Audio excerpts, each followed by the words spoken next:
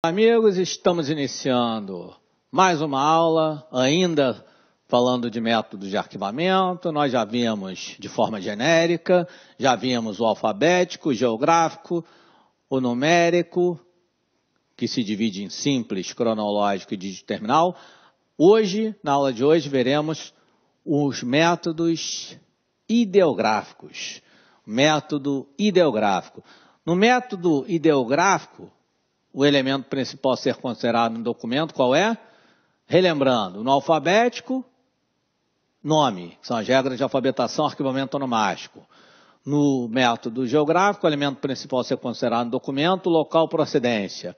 No numérico, o número. No ideográfico, ideia, ideia, assunto. Então, no método numérico, no método de arquivamento ideográfico, no método de arquivamento, repetindo, no método de arquivamento ideográfico, o elemento principal a ser considerado no documento é o assunto.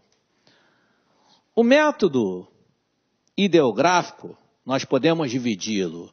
Vocês viram quando eu dei a aula sobre o método de arquivamento de forma genérica, quando eu falei de todos os métodos, mas de uma maneira bem sucinta, bem resumida. Eu disse que o método, quando eu fiz aquele esqueminha, eu disse que o método ideográfico nós podemos dividi-lo em quê? Alfabético e numérico. Alfabético e numérico.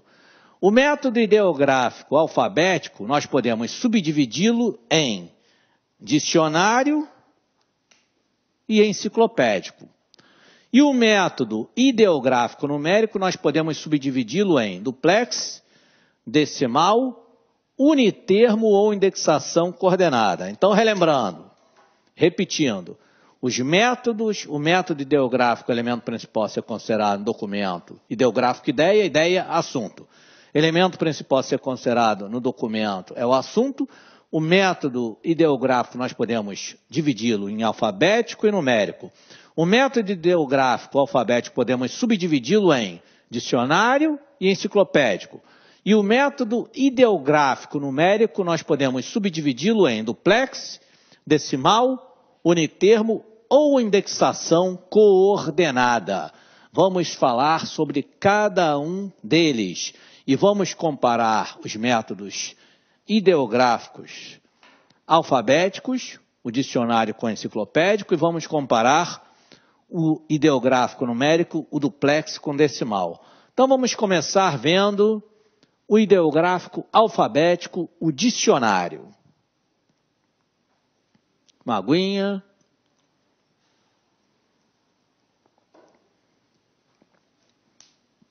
Método ideográfico alfabético. O dicionário, os assuntos são dispostos em rígida ordem alfabética. Olhem os exemplos.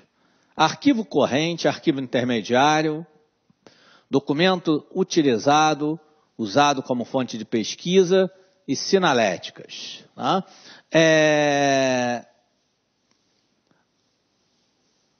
Olha a ordem que estão dispostos. Arquivo corrente, né, é como se fosse um dicionário. Né? Aqui, ó, mesmo alinhamento, então o alinhamento é uniforme. Alinhamento uniforme,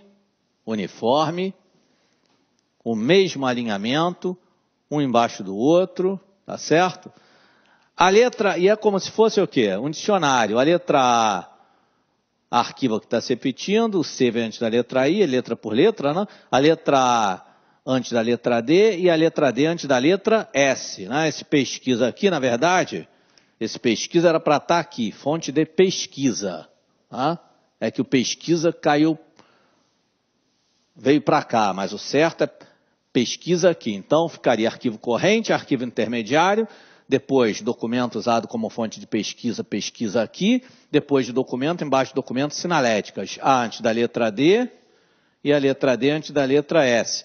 Então, o alinhamento uniforme, um só, é como se fosse um dicionário. Tá? O dicionário, pensa no alfabeto, um dicionário, o mesmo alinhamento. Esse é o ideográfico alfabético. Vamos ver agora Vamos ver agora.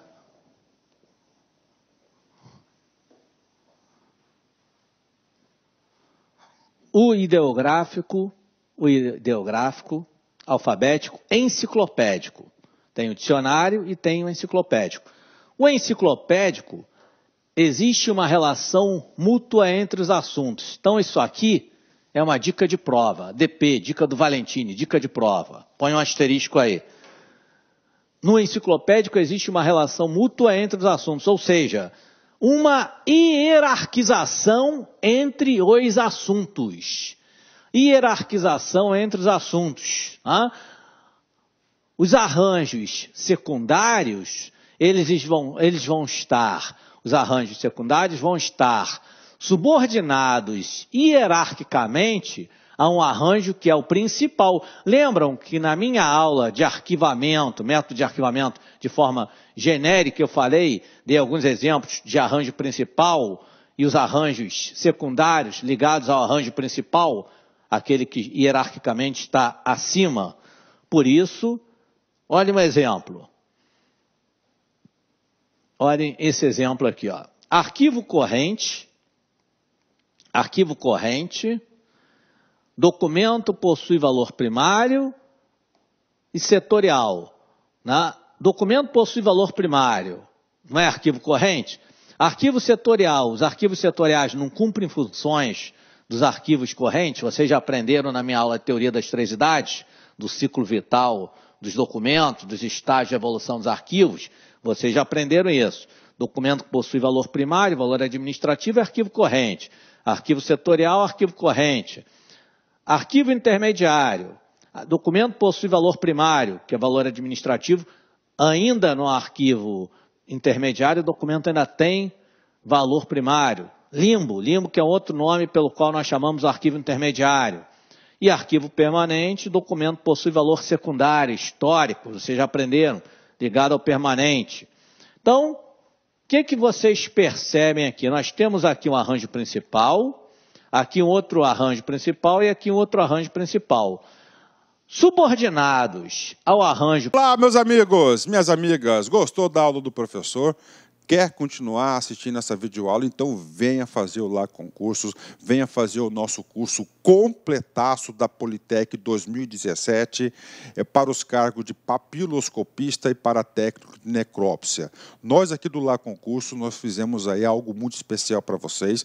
Nós estamos praticamente gravando outro curso para vocês aí e eu tenho certeza absoluta, se você cumprir as nossas orientações pedagógicas, vocês cumprirem todas as orientações dos nossos grandes professores, eu tenho certeza que você ficará altamente competitivo. Papo reto com vocês, olhando no olho de vocês, o seguinte, concurso, data da prova, dia 21 de maio de 2017. O tempo é curto, então nós fizemos um curso bastante enxuto. E se você conseguir assistir duas vezes as videoaulas com bastante atenção, garanto para vocês que vocês ficarão altamente competitivos aqui no Lá Concurso, né?